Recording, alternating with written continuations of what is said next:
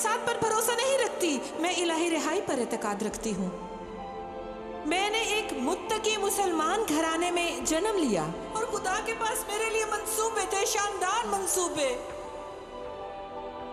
मैं मौत के दहाने पर थी, मैं खुदकुशी करने का सोच रही थी। यीशु ने खुद को मुझ पर जाहिर किया और उसने मुझे नई जिंदगी अता की। अगर आप मेरे साथ दुआ करें और मेरे साथ एतकाद रखें तो खुदा आपको नई जिंदगी बख्शेगा। यीशु एक हकीकत है, वो जिंदगी को तब्दील करता है, वो तकदीर को बदल देता है, वो कौम को तब्दील करता है और उसकी कौम सारे जहां को बदल सकती है। अजीज दोस्तों सलाम, यहाँ आने का शुक्रिया। बाहर एक दुख भरी दुनिया है। मैं जहाँ भी जाती हूँ मैं देखती हूँ कि लोग नाकारा खानदानों और शिकस्ता घरों में से आते हैं। दुनिया, यहाँ तक कि चर्चेज में तलाक की शरह बढ़ रही है।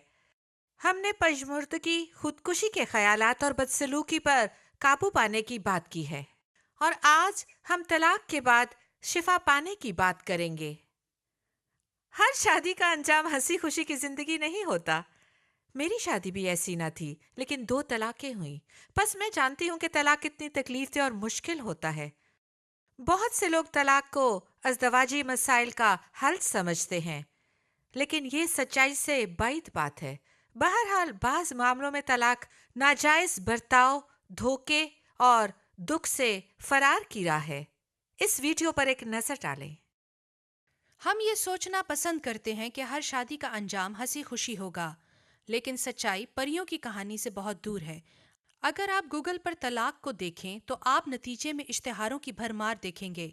पेशावर वुकला, इमदादी कुतब और हाल ही में हॉलीवुड के सितारों का जदीद ड्रामा मिलेगा, लेकिन आप तलाक की हकीकत नहीं देखेंगे। हम सब इस शुमार से वाकिफ हैं कि तमाम शादियों में से आधी का अंजाम तलाक होता है। हकीकत जो हम नहीं जानते, लेकिन जो हम जानते हैं, चिली, वियतनाम और ईरान में शादी करने वाले मियाँ बीवी साथ रहते हैं। दूसरी तरफ अमेरिका, फ्रांस, क्यूबा जैसे मुल्कों में रहने वाले लोग जो निकाह के वक्त कहते हैं मैं करूँगा, ज़्यादा रुझान रखते हैं बाद में ये कहने में कि मैं नहीं करूँगा।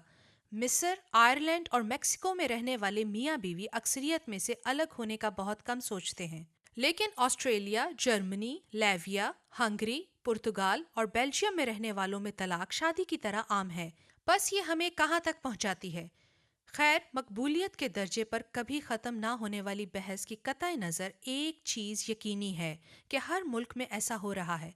बस सवाल ये नहीं होना चाहिए कि कितने मियाँ बीवी अलग हो रहे हैं, बल्कि ये कि शादियाँ क्यों नाकाम हो रही हैं।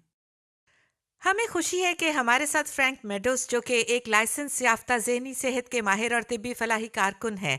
फ्रैंक, हमारे साथ होने का एक मर्तबा फिर शुक्रिया। मुझे मधु करने का शुक्रिया। शुक्रिया। हम अज़दवाजी ज़िंदगी की मुश्किलात और तलाक पर बात कर रहे हैं। आइए शुरू से आगाज़ करते हैं। कोई भी ये सोचकर शादी नहीं करता कि एक दिन वो तलाक दायर करेगा, सही? वो प्यार में दीवाने होते हैं और वो अपने मुस्तकबिल के लिए बेहतरीन उम्मीद रखते हैं और वो ये सब ख्वाब रखते हैं। बस मुझे बताएं कि एक दूसरे से दीवानगी की हद तक चाहने वाले इस हालत तक कैसे आते हैं कि एक दूसरे को नफरत करें और वो एक दूसरे से मिलना नहीं चाहते। उनका ये अंजाम कैसे होता है?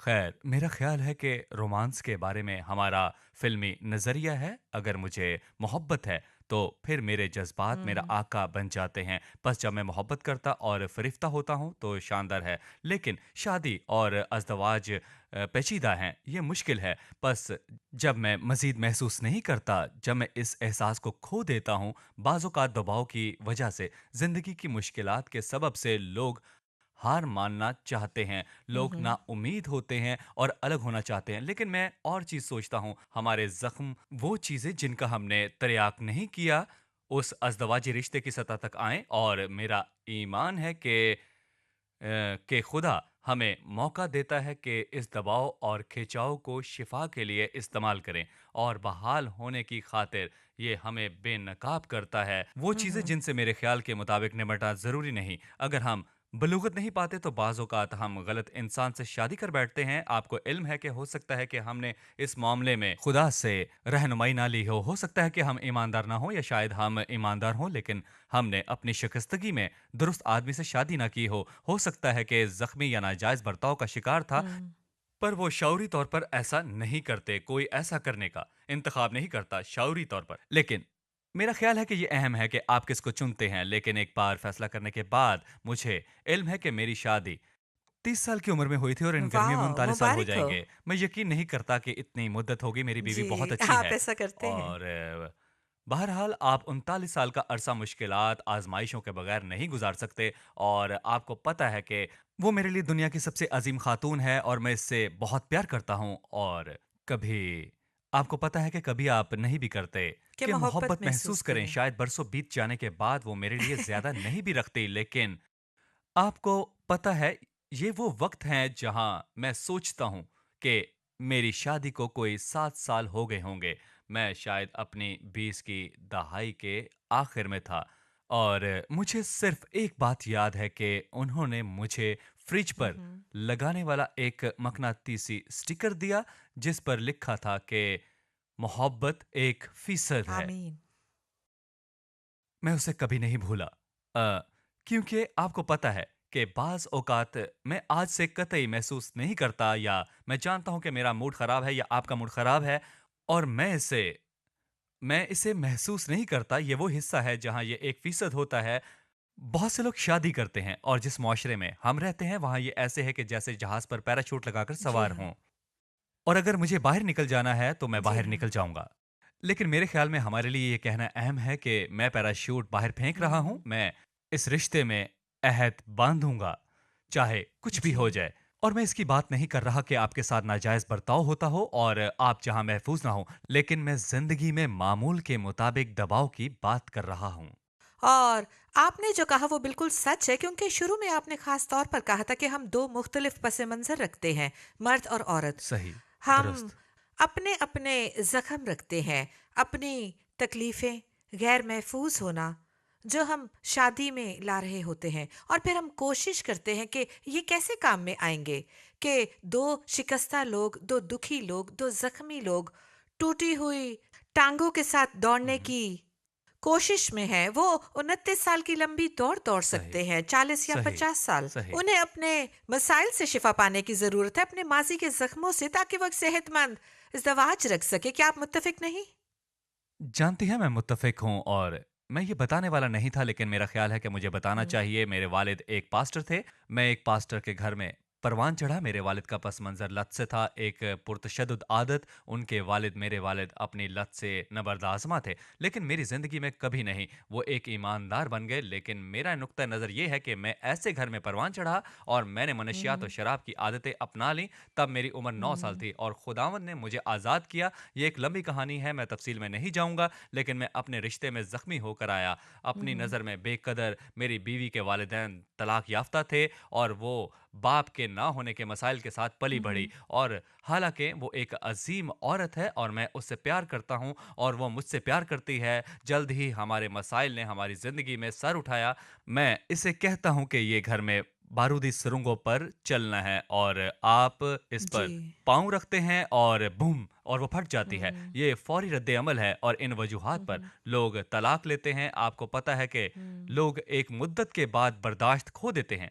लेकिन मैं कुछ फिर से बताना चाहता हूँ, वो आपके मौके हैं कि शिफा पाएं। अगर आप कहें कि ठीक है, मैं यहाँ रद्द अमल दे रहा हूँ, मुझे शिफा पाने की ज़रूरत है, और अगर मैं कुछ गहरी शिफा पाऊं और मुनब्बा और जड़ तक जाऊं, दर हकीकत मैं काम कर रहा हूं। मैंने उन जोड़ों के साथ काम किया जिनकी शादी होने वाली हम्म। थी। ये बहुत दिलचस्प रहा। वो पूछते हैं कि क्या आप हमारी शादी से पहले कोई मदद करना चाहते हैं, और मैं कहता हूं कि खैर मेरे पास कोई खास प्रोग्राम तो नहीं है। बाज़ लोग ऐसा करते हैं और ऐसा करना बहुत अच्छा है, लेकिन मैं आपकी शिफा याबी पर काम करना चाहूँगा, ज़ख्मी हिस्सों की जहां आप अपने रिश्ते में भड़कते हैं। और क्या आप यहाँ इकट्ठे बैठेंगे और आए अंदरूनी शिफा पर काम करें? और वो ये हैरत अंगेज़ है, अपने ज़ख्मों, नाजायज़ बर्ताव, भड़कना दूर करना शुरू कर देते हैं और वो फौरी तौर पर इन चीज़ों को हटाना शुरू कर देते हैं जो बाद में मसाइल पैदा कर जी। सकती हैं, जो बहुत पुरअसर है।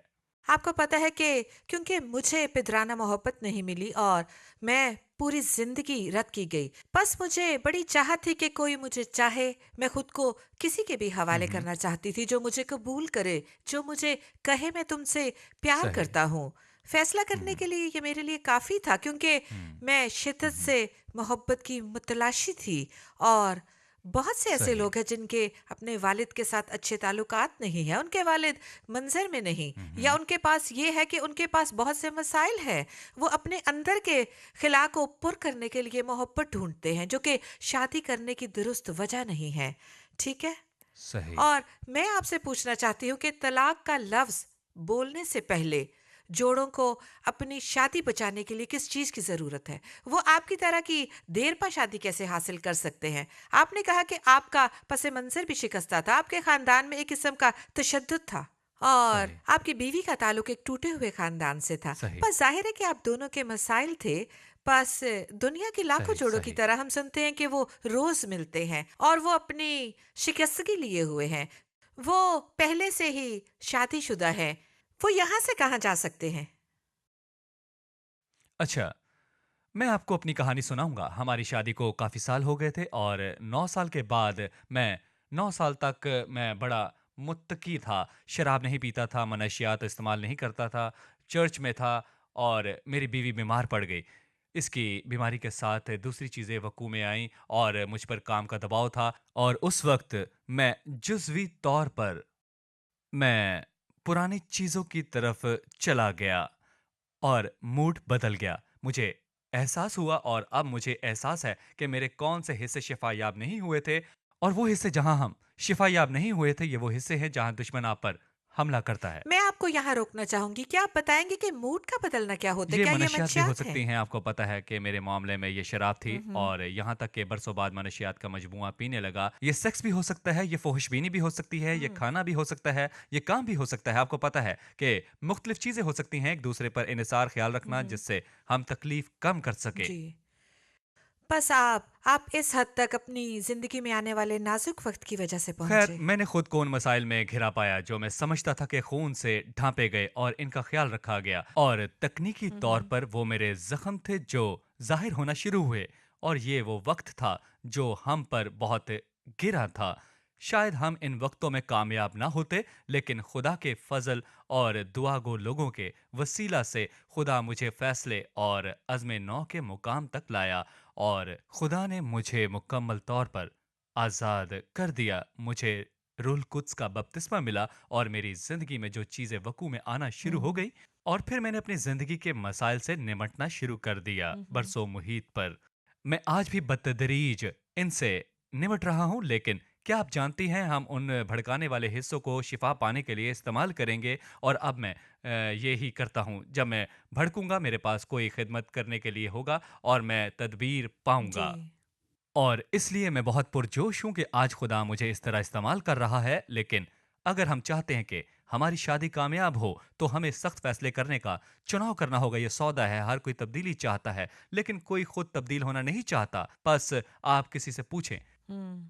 क्या तुम तब्दीली चाहते हो? क्या तुम शिफा पाना चाहते हो? क्या तुम जिस्मानी बीमारी से शिफा पाना चाहते हो? बेशक मैं चाहता हूं। क्या तुम सर्जरी पसंद करोगे? नहीं। नहीं, मैं ये नहीं करना चाहता। और आपको कहना होगा कि जो कुछ करना जरूरी है मैं इसके लिए तैयार हूं। बस ज्यादातर लोग अज़दवाजी जिंदगी में तजवीज करते हैं कि अगर वो हम्म। ऐसा करेगी, और अगर वो कहता है कि तब्दील। अगर वो सिर्फ तब्दील हो जाए, ये करे और वो करना बंद कर दे।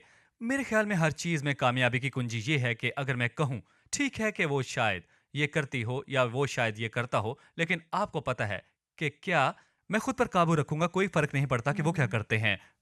मैं जिम्मेदारी लूंगा। शिफा याबी पाने की कुंजी को मैं मसाइल की जिम्मेदारी लेना कहता हूं। आप हम्म। जानते हैं कि ये किसका मसला है, और कोई 10 नगर साथी बाकी सबके मसाइल का ख्याल रखता है। लेकिन ज्यादातर लोग अपने मसाइल पहलौती करते हैं और इसका खाका खींचते हैं। बस अगर मैं कहूं कि वो ये करता होगा, लेकिन आप जानते हैं कि क्या मैं खुद पर काम करूंगा, अपने हिस्से पर। मैं गली के अपने वाले हिस्से को साफ कर सकता हूं, जी। और अगर मैं ऐसा करूंगा तो बेहतर हो जाएगा। इससे कोई फर्क नहीं पड़ता कि शादी का क्या बनता है। लेकिन जब मैंने बेहतर होना शुरू किया, खुद पर काम किया, कुछ मुज़ाहिका खेज होता है, कुछ भला होता है। वो शख्स, अब मैं इस शख्स को पहले वाला रद्द-ए-अमल नहीं देता, और अब वो एक किस्म का करीब आ रहे हैं। वो आपको पता है, ये इन्हें ज्यादा महफूज बनाता है, और अक्सर वो अपने मसाइल पर काम करना शुरू कर देते हैं। और हम्म। जब ये होता है तो मसाइल पर मिलकर काम करना और अज़दवाजी राब्ते पर असर बनना शुरू होता है। ये बिल्कुल दुरुस्त है। और मुझे एक और चीज़ जो जकड़ती है, जब आपने कहा कि आप जब मसाइल की जिम्मेदारी लेते हैं, क्योंकि बलूगत इल्जाम का खेल नहीं। बच्चे इल्जाम लगाते रहते, ओ उसने ये किया, नहीं इसने सही, ये किया। सही। बदकिस्मती से ज्यादातर मियाँ बीवी ऐसे ही कर जी, रहे हैं, यहाँ तक कि चर्च में भी। और अब मैं आऊंगी और मैं आपसे पूछने वाली हूँ, क्योंकि मैं इसे भूलना नहीं चाहती। बाज़ औक़ात दुआ नेमुल बदल हो सकता है जब हम ईमान को मसला हल करने के लिए इस्तेमाल नहीं करते और मसले का इलाज करने के लिए दवा नहीं लेते। सही, बस हम सही। दुआ कहते हुए भाग सकते हैं, लेकिन हम मजहबी तौर दुरुस्त। पर कर रहे होते हैं। बिल्कुल रुल सही, कुद्स के सही, वसीले से शिफा ना पाने से सही। ये हमारे अंदर जड़ तक नहीं पहुंचती। बस हम कुछ दोहराते हैं, कुछ व्यर्थ करते हैं, लेकिन एक चीज दिलचस्प है और बलूगत जिम्मेदारी उठाने से आती है। मैंने इसे तोड़ा, मैंने इसे तोड़ा, मैंने गलती की है। और ये सही, एक मर्द को मर्द खुदा और एक औरत को दुरुस्त। खुदा की बंदी बनाता है। बहुत सही, से बिल्कुल सही। शादियों में मैंने इन बरसों के तजुर्बे से एक ही चीज देखी है। मुझे ये दुरुस्त। बर्दाश्त करना पड़ा कि ये हमेशा किसी और की गलती होती है, और जब तक वो वक्त ना आए और मेरे साथ नाजायज बर्ताव हुआ, हाँ मुझे पीटा गया। और जैसा आपने कहा, मुझे अच्छा लगा कि अगर आपके साथ नाजायज बर्ताव हुआ तो ये आपकी गलती नहीं थी, लेकिन मुझ सही, में दस्ते नगरी और मुझ में सही, कमजोरी थी। वो शख्सियत थी जो मुखालफत न कर सकता था। सही। उन्हें तब्दील होने की जरूरत थी और हुँ, मुझे हुँ। खुद पर उंगली उठाना शुरू करना था और कहूँ, सही, हो सकता है कि मैं वही गलती दोहराती हूँ जैसा कि ये मेरी जिंदगी की वजाकता बन चुकी थी। हो सही। सकता है कि मुझ में ऐसा कुछ है जिसे मजबूती हुँ, पाने की हुँ। जरूरत है, और मुझे इल्म है कि मैं बहुत से लोगों के साथ बात कर रही हूँ। आपको पहले खुद में तब्दीली लाने की जरूरत है कि आप जानते हैं मैं आजाद होना चाहता हूँ, मैं शिफायाब होना चाहता हूँ। हाँ, ये बहुत अहम है कि मेरी इज़्दवाजी जिंदगी शिफायाब हो, लेकिन पहले खुदा शुरू करे। मुझे तेरे शिफा बख्श छूने की जरूरत है, मुझे तेरी आज़ादी की जरूरत है। आपको पता है कि बहुत से लोग मुझसे पूछते हैं, हुँ, क्योंकि हुँ। मैं ये कहने हुँ, से हुँ। खौफजदा नहीं कि मैं सलाहकारी की मतलाशी हूँ। एक जैसा कि हुँ, आपने एक हुँ। मर्तबा मुझे बताया, अगर मैं ये बता सही है। सकती हूँ ऐसा नहीं होना चाहिए तो कोई बात नहीं। और आपने कहा कि मैं दुआ करने वाले शरीक के साथ दुआ करने जाता हूँ, और मैंने कहा आप भी ये करते हैं। आपने मुझे बताया था इशिक सलाहकारों को भी मशीरों की जरूरत होती है, इसे एहतसाब कहते हैं। दुरुस्त, मैंने यही कहा बस था। आपको हुँ, पता हुँ। है, आपके लिए ये हुँ, हुँ। शानदार बात है कि मुझे बताएं कि आप अपने एक ऐसे दोस्त के साथ है जो हुँ। आपका सलाहकार भी था। हमें उसके बारे में बताएं। लोग अक्सर पूछते हैं कि क्या मशावरत काम आती है, आप क्या कहते हैं? सलाहकारी सिर्फ तभी काम करती है जब आप जिम्मेदारी उठाएं। आप जानते हैं कि मेरे पास ऐसे लोग हैं, बाज़-औक़ात मर्द हज़रात आगे हैं, आपको वाक़ई ये सुनना होगा। बाज़-औक़ात मर्द हज़रात आते हैं और मैं पूछता हूँ, "आप कैसे हैं?" "ओह! अपनी बीवी की वजह से।" मैं पूछता हूँ कि, "तुम्हारी बीवी ने मजबूर किया कि यहाँ आओ?" और मैं कहता हूँ, "अगर मैं आपकी जगह होता तो मैं तब तक ना आता जब तक खुद ना चाहता, और मैं बनाने की कोशिश करता हूँ।" आपको फैसला करना होता है कि आपको क्या करना चाहिए। लेकिन मैं आपको बताता हूँ, जो अंदर आता है, मेरे पास वो लोग भी आते हैं जो बहुत मुतहरिक होते हैं। वो हर हफ्ते आते हैं, वो सीधे शिफा और दुआ की गहराई में उतरते हैं और वो एक नाकाबिल यकीन अंदाज में तब्दील होते हैं। और इसलिए मैं सोचता हूँ कि ये एक कुलीदी चीज़ है। अब सलाहकारी अहम है, बेशक मैं मुशावरत करता हूँ, लेकिन सबसे अहम पुरअसर काम जो मैं करता हूँ वो शिफायत दुआ है। मैंने इलाही शिफा का तरीका सीखा और ये शानदार है। ये सबसे मजबूत हथियार है जो मैं लोगों की जड़ तक पहुंचने के लिए इस्तेमाल करता हूं। लोगों की जिंदगी में मसला वहां है जहां से वो भड़कते हैं, और जो अज़दवाज में हो रहा हो, ये बारूदी सुरंग की तरह है। खैर, बारूदी सुरंग भड़काने वाली चीज है। रद्द अमल के तौर पर मैं टकराता हूं और ये मवाद ऊपर आता है और मैं दूसरे इंसान को इल्जाम दे रहा होता हूं। लेकिन अगर मैं कहूं कि दोस्त, मैंने वाकई इस पर रद्द अमल किया था, मुझे इल्म नहीं कि क्या हो रहा है, ये आपको पता है, ये मेरा मवाद है, मुझे इसका मालिक बनना होगा, ये मेरा है और मैं इसके गिर्द कोई इलाज करूंगा। हो सकता है कि मैं आपको मिसाल देता हूं। फर्ज करें, एक खातून का खावंद कारोबारी दौरे पर जाता है, इसे 2 या 3 दिन के लिए जाना पड़ता है और अचानक वो खुद को अनचाहा छोड़ा गया और फजूल महसूस करती है। शायद वो ज्यादा ही रद्द अमल देती है, लेकिन मैं इससे कहता हूं, क्या आप चाहेंगी? लेकिन हो सकता है वो अज़दवाज और हर बात में पाबंद हो। मैं कहता हूं, क्या आप एक लम्हे के लिए इसकी जिम्मेदारी लेंगी? क्या हम इसे महसूस करके जज्बात पर तवज्जो देंगे और हम दुआ करेंगे और रूल कुद्स को दावत दें? और अचानक उसे अपनी वालिदा और वालिद की लड़ाई का वक्त याद आ गया, और उनकी बहुत सी लड़ाइयाँ होती थीं और मैंने इस पर काम किया। और आप क्या महसूस करती हैं? मुझे डर लगता है कि कुछ बड़ा होने वाला है। अब्बू अम्मी को मारने वाले हैं, वो शराब पी रहे हैं, वो शायद मुझे जख्मी कर दें, इसके अलावा कोई और चीज़ है? अब्बू ने अपना सामान बांध लिया और चले गए। उन्होंने कहा मैं कभी वापस ना आऊंगा। खैर, आप क्या महसूस करते हैं? मैं रद्द अमल किया गया महसूस करती हूँ, मैं अनचाही महसूस करती हूँ, मैं फजूल समझती हूँ, और हम उन यादों में से गुजरते और फिर शायद अब्बू उनसे मिलने के लिए ज़्यादातर आया करते थे। और वहाँ छोटी सी बच्ची थी जिसे वाकई छोड़ दिया गया था, शायद दोनों वालिदैन की तरफ से, लेकिन हो सकता है कि वालिद की तरफ से ज़्यादा हो। बस खुदावंद आता है और सच्चाई बताता है, और बाज़ औक़ात इसमें झूठ होता है। शायद मेरे वालिद मुझे प्यार नहीं करते, लेकिन शायद वो करते थे, लेकिन वो अच्छी तरह इज़हार ना कर सके, या शायद उन्होंने नहीं किया। लेकिन खुदावंद हैरत अंगेज़ तौर पर रखना भरता है, मैं तुम्हें प्यार करता हूँ। वो हमारी याददाश्त के दर्जा पर राब्ता करता है। बस जैसे ही वो याददाश्त शिफा पाती है, और जैसे ही कहर निकल जाता है, और शायद मैंने मर्दों पर भरोसा ना करने का अहद किया हो। मर्द काबिले जी। भरोसा नहीं है। अच्छा अंदाजा लगाएं, हमारी जान का दुश्मन आएगा और हमारे बच जाने के लिए फैसले में शामिल होगा।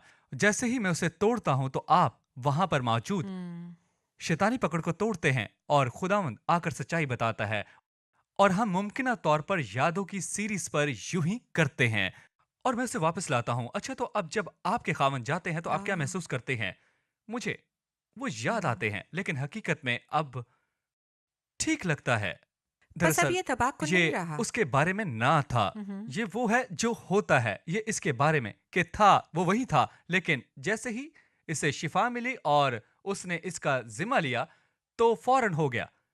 ये किया जा सकता है, जी कुछ भी हाँ। ना बदला, वो अब भी दूर जाता है, पहले और बाद में हम्म। कुछ ना बदला, बस मसले की जड़ तक जाने के लिए भड़काने की वजह इस्तेमाल करने की बात है। ये आपके लिए तलाक देने और जिसे खत्म नहीं होना चाहिए बचने की कुलीदी बात है। जी हाँ।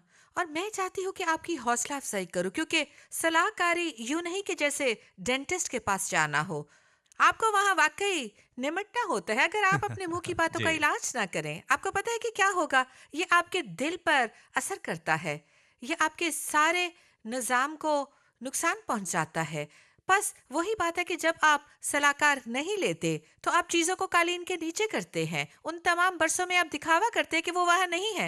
और आपको पता है, मेरे सलाहकार थे जो मेरी मशावरत करते थे। मेरे पास यहाँ फ्रैंक है जो उसकी तस्दीक करते हैं कि मैं मशावरत के लिए जाया करती थी।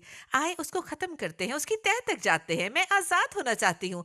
मैं बाकी मानदा जिंदगी में गेंद और जंजीर नहीं चाहती। बस ये हमेशा हमेशा नहीं, लेकिन मसीह के बाद मेरा रवैया, और मैं आपके सामने भी वही फरियाद लाती हूँ। क्योंकि अगर आप मेरी गवाही जानते हैं, अगर आप जानते हैं कि खुदा ने मुझे किस कीचड़ और कचरे से आजाद किया है, आप कहेंगे कि आपको पता है क्या, मैं मजीद ये नहीं चाहता। अगर आप मर्द हैं या औरत, इल्जाम लगाने के बजाय, और तुम्हें सलाहकारी की जरूरत है। मैं जानती हूँ कि बहुत से मियाँ बीवी ऐसे करते हैं। मेरी बात सुने, आप में से बहुत से लोग ऐसे करते हैं। नहीं, मुझे सलाहकारी की जरूरत नहीं, बल्कि तुम्हें जरूरत है। आपको भी मशवरत की जरूरत है। आपके रवैये के सबब से आपको भी मसला है। बस इसमें बुराई क्या है कि कहीं मैं इस्लाह चाहता हूँ, मैं आजादी चाहता था। आपको भागने की जरूरत है। आपके घर में ये कहने की दौड़ होनी चाहिए। सुनो, हमें वाज़े तौर पर मसाइल हैं। हम बहुत सी जगहों पर नाकाम हैं। बस उसके पास, डेंटिस्ट के पास जाने का बर्ताव करने के बजाय आओ उसे कबूल करें और ढूंढे कि ये कहाँ से आ रहा है, ताकि हम यीशु से उसका इलाज पाएं। और ये मुमकिन है। फ्रैंक, ये बताएं कि गरूर का तलाक देने में क्या किरदार है? जी, कलाम फरमाता है जवाल से पहले तकब्बुर है, जो झुक जाता है जल्द रिहाई पाएगा। और अगर हम कलाम हम्म। फरोश बनने की बात करते हैं, और बाजुकात हम इसे कमजोरी समझते हैं, आपको पता है यीशु आज तक सबसे हम्म। मजबूत इंसान था। मेरा ईमान है कि वो फरोतन था। और एक चीज जो मैंने पाई वो ये कि खुदा के सामने फरोतन बनो, हम्म। और अगर आप खुद को फरोतन नहीं बनाते तो आपकी बेइज्जती होगी। ये जी। जिंदगी का असूल है। अगर मैं खुद को फरोतन ना बनाऊंगा तो शायद मेरी जिद तो ठीक हो, लेकिन मुझे तलाक हो जाएगी। और वो ऐसा करते हैं चाहे आप ठीक या बेहतर हो जाएं। लेकिन जी हाँ। बाजों का ठीक होने के लिए मुझे अपने मसले की जिम्मेदारी लेनी होगी। या अगर आप रास्त ठहरना या शादीशुदा रहना चाहते रास्त हैं, या अगर आप शादीशुदा, सच्चे ठहरना चाहते हैं तो शादी कायम ना रहेगी। यह दुरुस्त है। मैं समझता हूँ कि हमेशा समझौता करना और मिलकर काम करना होगा। और आमतौर पर मुझे लोगों को कंट्रोल करने में मसला है। वो लोग जिन्हें कंट्रोल किया गया हो, बेबसी महसूस करते हुए वो ज्यादती कर जाते हैं। बहरहाल अंदाजा करें, क्या मुझे यहाँ शिफा पाने की जरूरत है? अगर मैं जी। शिफा नहीं पाता तो मुझे मुश्किल का सामना होगा।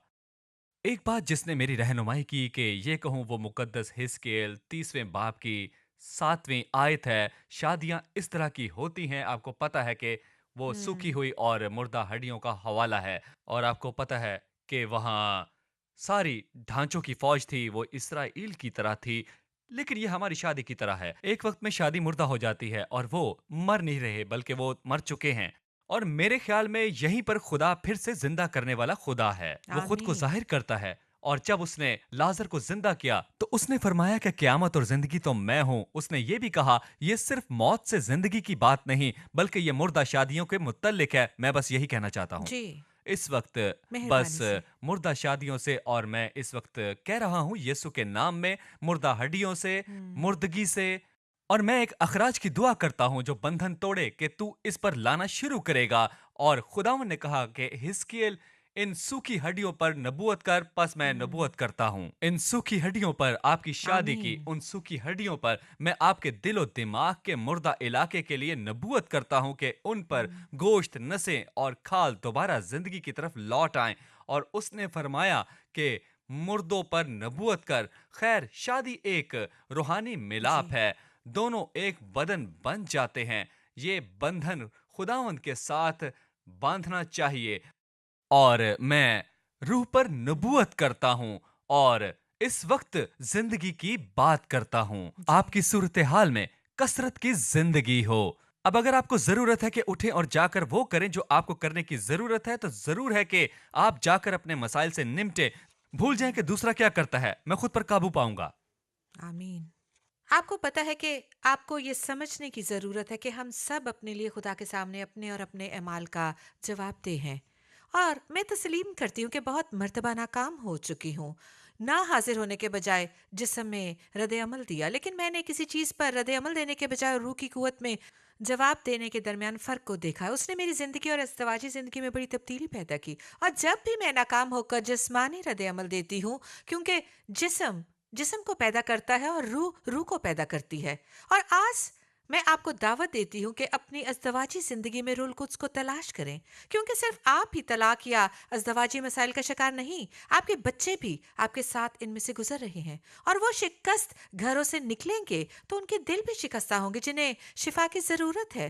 मेरी बेटी को ज़रूरत थी, मेरी बेटी का दिल तलाक की वजह से टूटा था। मैंने उसके बाप को तलाक दी थी, उसका दिल टूटा हुआ था जिसे खुदा को शिफा याब करना पड़ा और उसके दिल को एक मर्तबा फिर मुकम्मल करना पड़ा। हो सकता है कि आपको अपने दिल और अज़दवाजी जिंदगी में खुदा के इस तरह के छूने की जरूरत हो। खैर, मैं आपकी हौसला अफजाई करती हूँ कि अब भी उम्मीद है। आज जैसा कि फ्रैंक ने कहा कि हो सकता है कि आप महसूस करते हो कि ये शादी खत्म हो चुकी है, ये मुर्दा है। मुझे आपको बताना है कि जैसे उन्होंने दुआ की कि खुदा इसे जिंदा कर सकता है, खुदा शिकस्ता दिलों के करीब है जैसे कि पशेमान रूह। बस मैं आपसे सिर्फ ये कहती हूँ कि उसके करीब आ जाएं, वो आपके करीब आएगा। अपने तमाम अज़दवाजी मसाइल में आपको सिर्फ उसके करीब होने की ज़रूरत है। उससे कहें, ए खुदावन, तू क्या चाहता है कि मैं करूं? मेरे दिल को शिफा दे, मेरे खानदान को शिफा दे, मेरे खावंद या बीवी को शिफा दे, लेकिन पहले मुझे शिफा दे, मुझे तब्दील कर। और सिर्फ यीशु मसीह ही ये कर सकता है। बस आज मैं आपको उसकी तरफ बुलाती हूँ। खुदा आपको बरकत दे।